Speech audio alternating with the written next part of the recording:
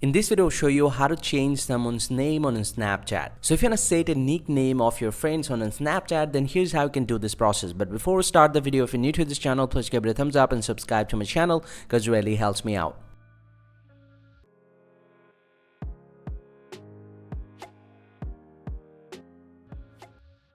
Well, so now to set a nickname on Snapchat, you just need to open up the Snapchat application from your device and go to the chat section and go and select the person we want to change the name for. And now to do that, you just need to press and hold the person like this, and you'll get to see a few different options will pop up. And then simply go and tap on manage friendship. And inside this one, at the bottom, you'll get to see the edit name. You just need to tap on this, and you can actually delete the current name and you can set a new name.